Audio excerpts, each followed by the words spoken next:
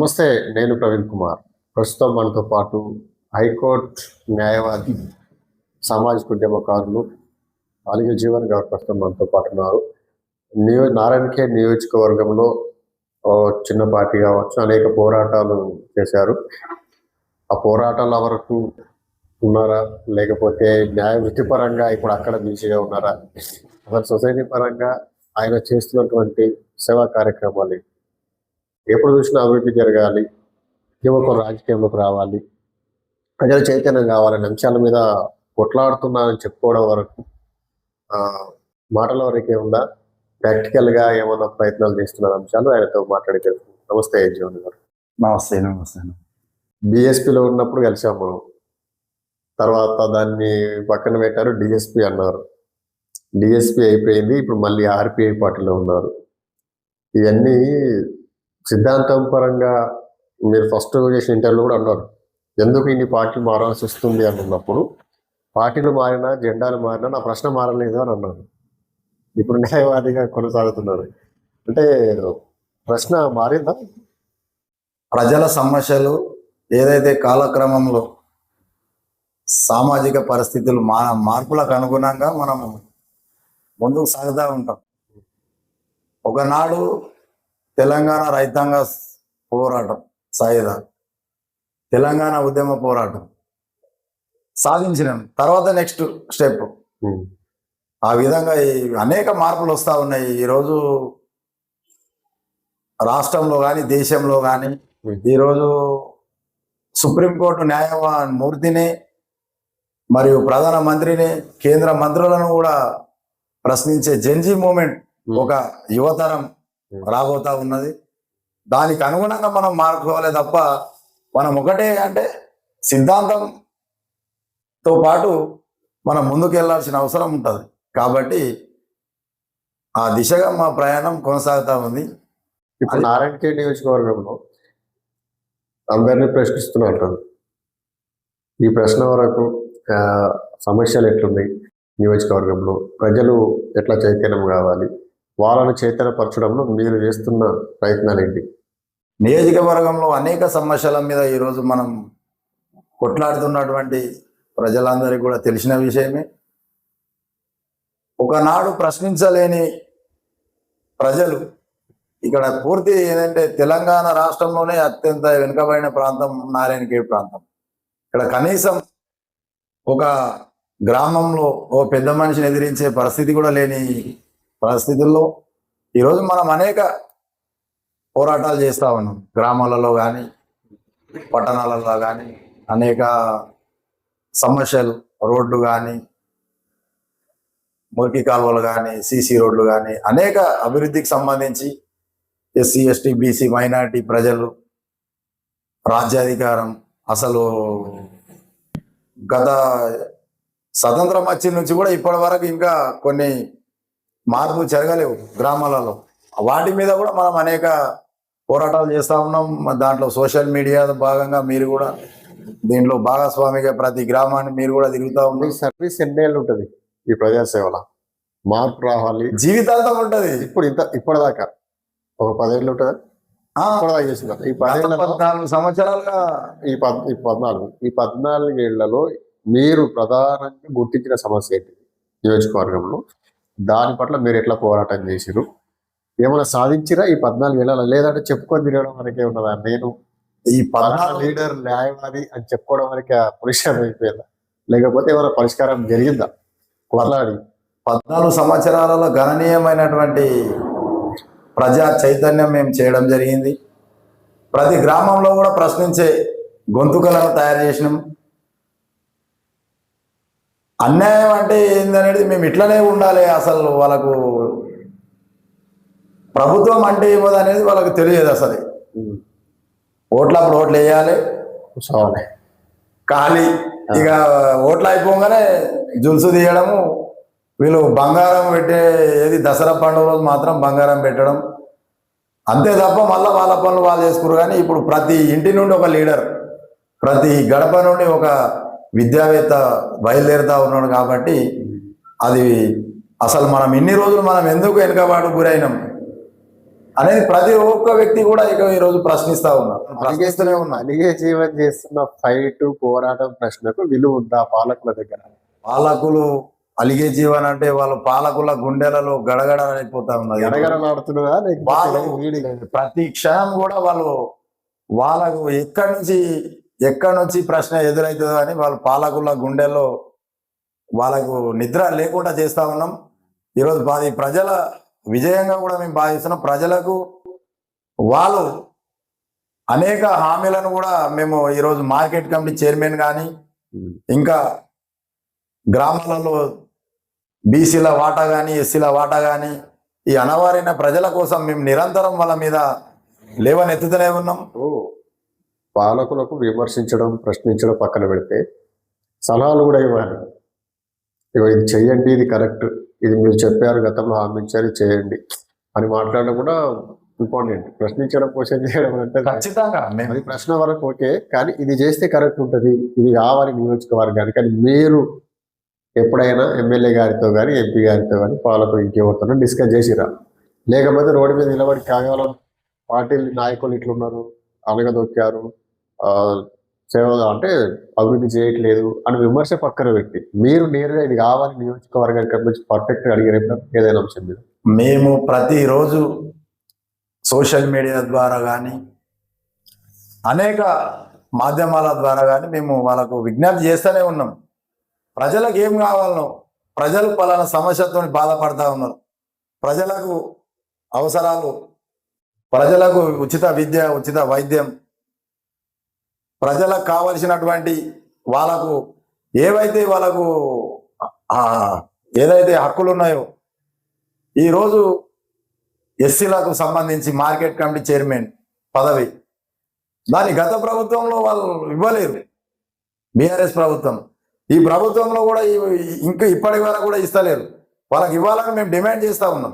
మీరు సలహాలు ఇవ్వడం అంటారు కదా, అసలు మా వాటనే మాకు ఇస్తలేరు వాళ్ళు. ఇక మా సలహాలు ఏం తీసుకుంటారు వాళ్ళు ఎంతసేపు వాళ్ళ అగ్రవర్ణాలు వాళ్ళ ఆధిపత్యాన్ని నిలుపుకోవడం కోసం వాళ్ళ కులాలను కేవలం ఒక ఇక్కడ రెడ్డిల రాజ్యాన్ని స్థాపించడం కోసం వీళ్ళు ప్రయత్నం చేస్తున్నారు తప్ప వీళ్ళు ఎక్కడ కూడా ఈ అణగారిన కులాలకు, బీసీలకు కానీ ఎస్సీలకు కానీ మైనార్టీలకు వీళ్ళు అభివృద్ధి చేసిన పాపం అనేది పోలేదు వీళ్ళంతా. గత బీఆర్ఎస్ ప్రభుత్వంలో SC market committee chairman reservation వాళ్ళు తుంగల దొక్కారు. ఇప్పుడున్నటువంటి సంజయ్ రెడ్డి ఎమ్మెల్యే గారు దాన్ని అమలు చేస్తాడని మేము పోరాటం చేస్తే ఆయన కూడా దాన్ని పట్టించుకోడు.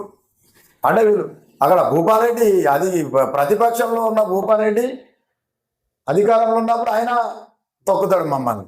అధికారంలోకి వచ్చినటువంటి సంజయ్ రెడ్డి గారు వాడు కూడా మమ్మల్ని అంటే మా మాట మాకేమంటున్నాం, మేమేమంటున్నాం, మేము వాళ్ళది ఏమంటలేము. బీసీలకు మార్కెట్ కమిటీ చైర్మన్ అయింది, తర్వాత ఎస్సీలకు ఇవ్వాలి కదా. మరి గతంలో ఉన్న భూపాలరెడ్డి ఇవ్వలేడు, ఇప్పుడు ఉన్నటువంటి సంజయ్ రెడ్డి ఈయనలేడు. అంటే వీళ్ళు ఏంది మా వాటా కూడా మాకు ఇవ్వడానికి అంటే వీళ్ళు మాది ఇవ్వడానికి మాకే అంత కలకల ఉన్నది వాళ్ళకు. ఇక వాళ్ళు మా సలహాలు ఏడా తీసుకుంటారు, మా అభివృద్ధి ఏడా కోరుకుంటారు. కాబట్టి సంజయ్ రెడ్డి వచ్చినా మా బతుకులు మారలేవు, భూపాలరెడ్డి వచ్చినా మా బతుకులు మారలేవు, సురేష్ షెట్కర్ వచ్చినా మా బతుకులు మారలేవు. కాబట్టి రాబోయే రోజులలో వీళ్ళ కుర్చీలను గుంజుకుంటాం. వాళ్ళ మీదనే మా పోరాటం. ఏదైతే ఈరోజు జన్జీ మూమెంట్ యువకులంతా ఐక్యమత్యమై వాళ్ళ హక్కుల కోసం ఏ విధంగా అయితే పోరాటం చేస్తున్నారో ఆ పోరాటాన్ని కూడా మేము ఈ నారాయణగిరి నియోజకవర్గంలో ప్రతి గ్రామంలో తీసుకుపోతాం. వీళ్ళ కుర్చీలకు మేము తగలబెడతాం, వీళ్ళ మంట పెడతామని కూడా ఈ సందర్భంగా నేను తెలియజేస్తాను. మీరు అన్నారు ఇందాక నారాయణగిరి నియోజకవర్గంలో ప్రజలు చైతన్యవంతులయ్యారు, విద్యావంతులయ్యారు, చాలా మంది పనులు చేసుకుంటున్నారు అని చెప్పారు. ఈ చైతన్యం ఎంతవరకు వచ్చింది? ఇంకా ఎట్లాంటి చైతన్యం కావాలి? మీరు మీ వంతుగా ఎట్లాంటి వేదికలు అంటే సమావేశాలు కానీ మీ రకంగా ఎట్లా ప్రయత్నం చేస్తున్నారు?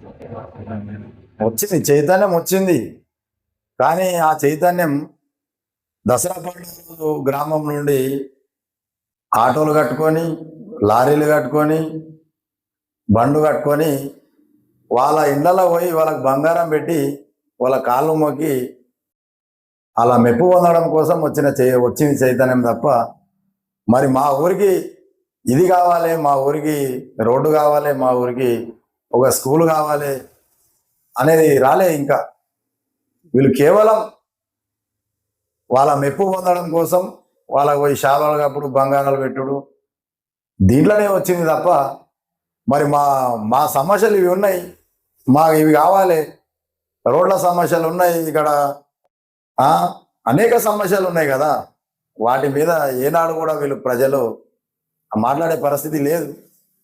కాబట్టి ఎప్పుడైతే వీళ్ళు పోయి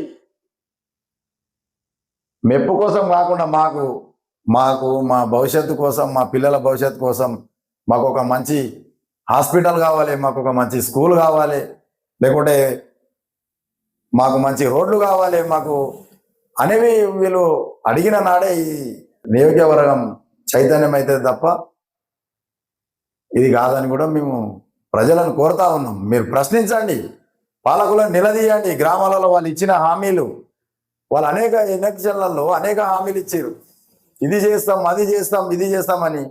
మరి గెలిచిన తర్వాత వాళ్ళు ఏం చేస్తున్నారు అనేది కూడా మీరు ప్రజలు కూడా ప్రశ్నించాలి. ఏనాడైతే మనం ప్రశ్నించడం మొదలు పెడతామో ఆనాడే అభివృద్ధి అనేది వస్తుంది.